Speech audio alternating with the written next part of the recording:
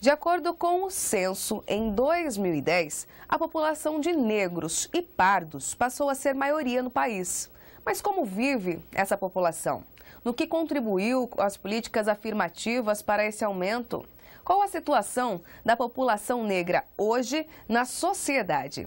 As respostas na reportagem especial de Ana Maria Ferreira e Carlos Augusto. Em 2000, aproximadamente 45% dos brasileiros se autodeclaravam negros ou pardos. Já em 2010, esse percentual aumentou para 50,7%.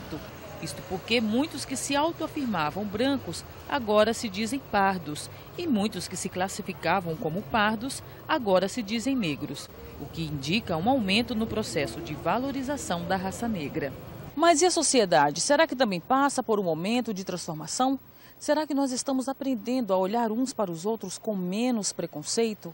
Para a especialista em relações raciais e também pesquisadora da Universidade Federal de Mato Grosso, Cândida Soares, ainda não. O negro ainda é visto com muita discriminação. Por isso, ela defende a intervenção de políticas públicas para diminuir e combater um pouco o preconceito ainda predominante. Políticas públicas de intervenção para que o problema do preconceito, da discriminação racial, ele seja superado e que realmente haja essa possibilidade de a sociedade brasileira viver uma democracia mais plena, onde exista uma maior equidade e uma melhor condição de vida para todos os segmentos da população, independente da sua cor de pele ou da sua textura de cabelo. Ações vêm sendo implementadas para diminuir o preconceito na sociedade. Na Universidade Federal de Mato Grosso, por exemplo, o Coletivo Negro surge como um movimento que tem o objetivo de cobrar a adoção de políticas afirmativas e abordar questões ligadas às relações interraciais. A política afirmativa ainda ela não é uma política concreta, né? Para isso, precisa de vários elementos para ela se concretizar na sociedade. Militante das políticas para mulheres negras, a professora Jaci Proença também defende intervenções públicas capazes de coibir a desigualdade entre negros e não negros. Para avançar as políticas públicas, nós temos que adotar as políticas de ação afirmativa, porque só o caráter universalista não dá conta disso. Não há nenhuma outra vertente de pensamento que diga ao contrário disso. As políticas de ação afirmativa elas são necessárias para poder avançar qualquer processo de desenvolvimento, seja aqui no Mato Grosso ou em qualquer outro estado, né, do Brasil ou fora dele. Uma das ações afirmativas adotada pelo governo foi a implantação de cotas raciais em universidades públicas, que asseguram a reserva de vagas para negros e índios. Essa medida ainda gera polêmica quanto à eficácia na redução da desigualdade, uma vez que a distinção de etnias por lei poderia agravar o preconceito já existente. Para a professora Jaci Proença, as cotas dão condições iguais a uma população que sempre esteve à margem da sociedade. Não há nenhuma política de ação afirmativa, nesse caso específico das cotas. Não há nenhum registro em que esses que adentraram o ensino superior pelas cotas, eles sejam menos capazes, que o seu rendimento foi inferior, pelo contrário. As pesquisas mostram exatamente ao contrário, até porque é um peso, uma cobrança muito grande e a resposta tem que ser à altura, para não se negar toda uma luta, né? E não se existe nenhum lugar desse mundo, inclusive onde se principiou essas políticas, de dizer que isso não deu certo, porque deu certo. Então, por que aqui daria ao contrário?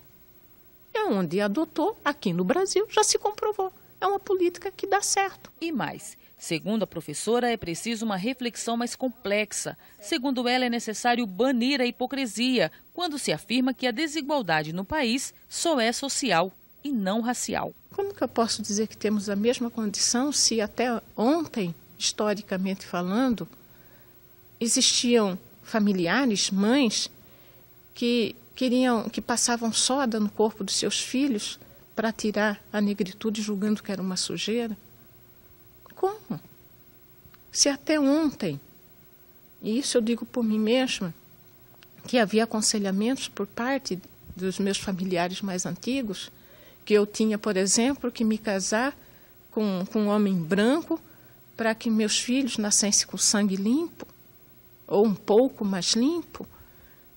Como vamos dizer que tem as mesmas condições, que hoje todo mundo é igual, se até hoje ainda existem pessoas que escolhem este em detrimento de outro para ocupar uma vaga no mercado de trabalho? Na política ainda é muito pequena a participação do negro, como avalia o analista político Lorenberg Alves. Nós temos o universo da população brasileira, se nós somarmos pardos e negros, nós teremos mais de 50% da população. Se levarmos em consideração esse universo da população brasileira, eu diria que é muito pequena o número de representação negra no Congresso Nacional, no Senado. Eu diria que é muito pequena, se nós levarmos em consideração, por exemplo, que em 2010 foram eleitos apenas 43 deputados federais, ou seja, dá um pouco mais de 8% do universo de parlamentares federais e apenas 2 senadores que nós temos no universo de 81 senadores. Jaci Proença foi vice-prefeita da capital na gestão 2004-2008, chegando a comandar o Alencastro interinamente em algumas ocasiões. Para ela, essa trajetória não foi fácil, justamente porque as dificuldades ganharam força quando aliadas ao preconceito e à discriminação. Tem determinadas pessoas, negros e não negros como eu, que diante de tanta pressão, de tanta discriminação, preferem recuar. Alguns preferem recuar, mas outros tantos não. E exatamente, ganharia muito mais força se todos mantivessem uma mesma postura, uma mesma determinação. Mas cada um é um, cada uma é uma, e cada um dá a resposta de acordo com as condições que possui.